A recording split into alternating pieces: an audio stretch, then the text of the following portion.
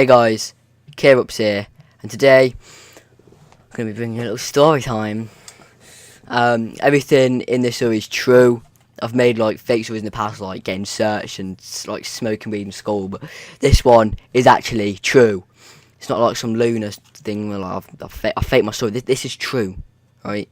And it all happens on Sunday, something of March 2018. I was walking down to meet a friend at his house, and I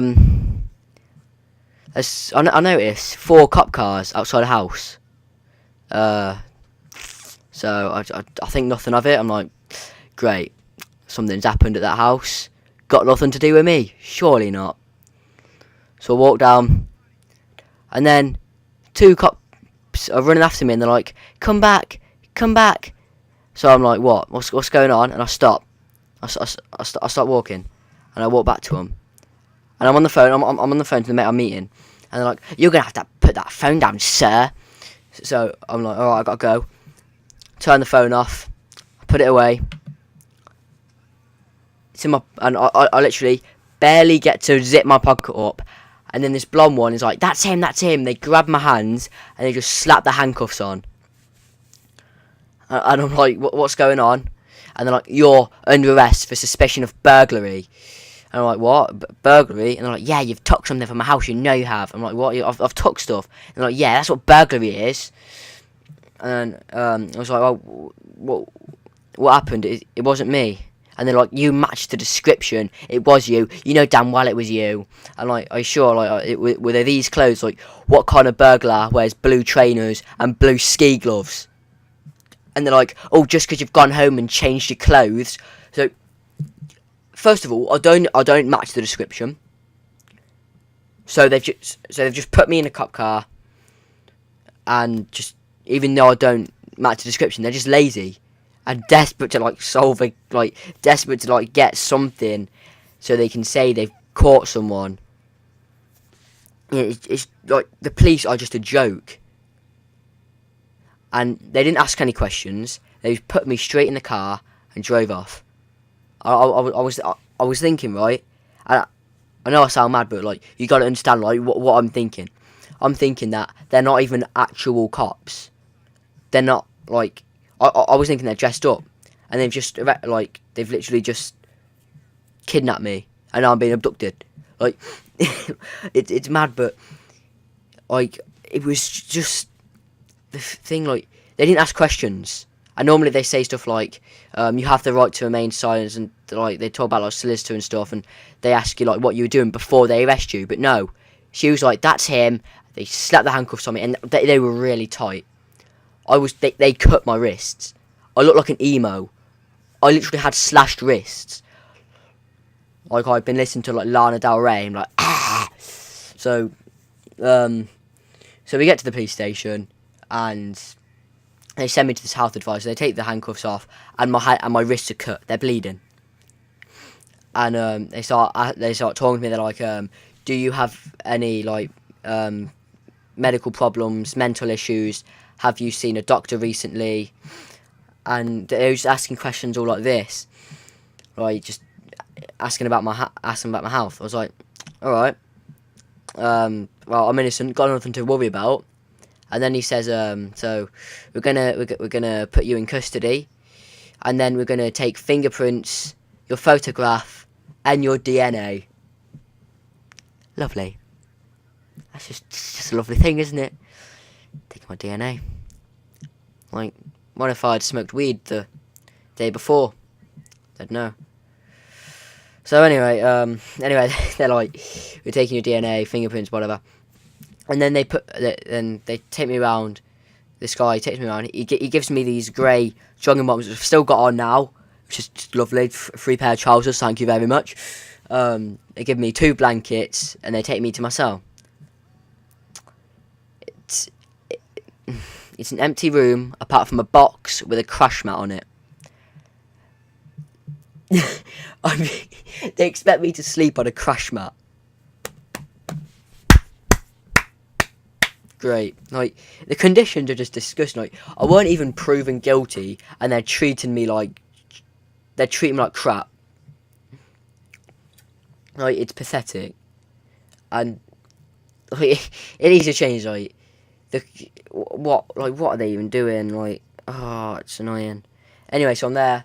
I try and get some sleep. I get some sleep, and then about I wake up to the sound of the door opening, and it's this NHS woman. She comes in. She's like, "Hello, I am from CAMS, and I'm here to ask if you have any mental issues."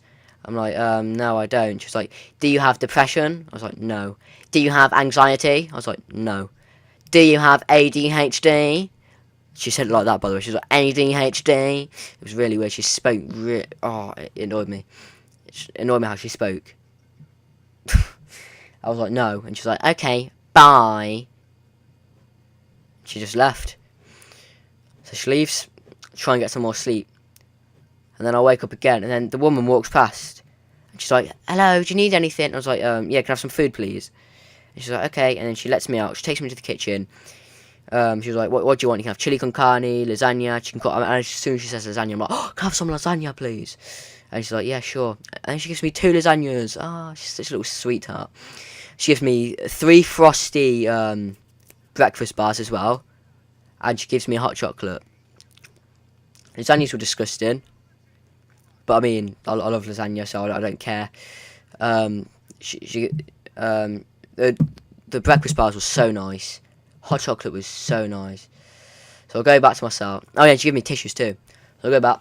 I eat the lasagnas, eat the breakfast bars, drink the hot chocolate. And then, right, if you've ever watched Castaway, you'd know a special little ball called Wilson. And I'm like, I need a Wilson right now, because I was lonely, like.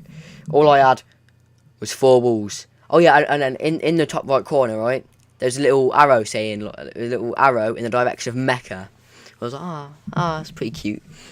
Anyway, so I was lonely. I had 4 balls and a crash mat. So I start taking apart the tissues, and I make a face, and I call it Wilson. And then I start talking to it. I'm like, hello Wilson, how's your day been? I've just been arrested. What a lovely way to spend a Sunday. I was talking to the crap like that. I was a mad little boy. And then I don't think I got to sleep again. I started like doing press ups, running around the cell, doing star jump stretches and stuff like that, because I was just so bored. Oh, you just got to understand, it was so bored. Like, they didn't give me anything. They didn't give me a book or anything. Like, obviously, like, you're not going to get your book. They took my phone off me. They took my coat off me, a pen, and the £5 note my dad gave me to go out with. And they take it and they're like, we're using this for evidence.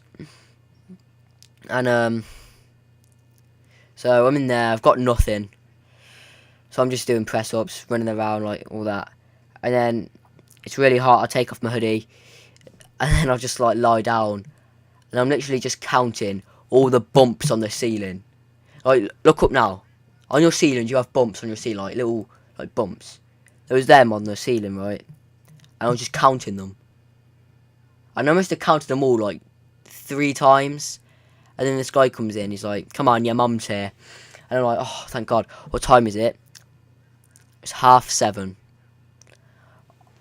So 2:30 I was arrested. 5 hours I was in there. And it felt like 5 years. Honestly, like, it was the worst day of my life. I was so bored. I've never been so bored in my life. Like, first of all, problems with that, like, when you say, like, oh, I ain't got my phone, or, like, I'm so bored of this game, I've got nothing to go on, I'm so bored of Xbox. Like, I actually experienced boredom. Like, it was like solitary confinement, like, just plain white walls. I was going mad. I understand now why people, like tie their laces around their necks when they're, like, in there. Because I won't allow my trainers in there because of the laces, and I won't allow my jogging bottoms because of the, like, the cords. So they gave me some, like, jail jogging bottoms, and, like, they're alright, but they'll do. They're joggers. But I was in there. Oh, he let me out. I put my trainers on, and I come out. My mum's there. She's like, "Oh, Kieran," and then we hug, like, "Oh, a little moment." And I'm telling my mum what happened, and she's like, "I know, oh, you didn't do it." I was like, I just told her everything I told you guys, just a little bit more summarised. It's like, I know you didn't do it. And they're like, alright, we're going to go take you to do your fingerprints, get your photograph and your DNA. So, I go in. The fingerprints take ages to work. Like, the machine keep, like, beeping. It's like, no fingerprint found, or stuff like that. So that took about, like, 10 minutes to do like, more than that, like, 20 minutes to do the fingerprints. And then we're about to do the DNA. As soon as he goes to put the cotton in my mouth, some woman comes running in and is like, oh, it's alright, you don't have to do it. It doesn't match at all to the... It doesn't... His details don't match. He doesn't match the description and all that. We've searched his house, there's nothing in there. And so, like, yeah, I was relieved, but I was annoyed. Like, what a waste of time. And the people who put me in the car knew I didn't match the description, but they put me in for the sake of it. I don't know if it's because I'm a teenager and there's, like, the stereotype of teenagers being, like, you know, all that. Like, you know, the stereotypes of teenagers. I don't know if it's that, but it's just stupid, just pathetic. And we found out that the guy had a North Face coat and black trainers. I had a No Fear coat and blue trainers. Just brilliant work, just brilliant. The police are just so wank. Like, they're just a joke. Like, no wonder no one takes the police seriously anymore.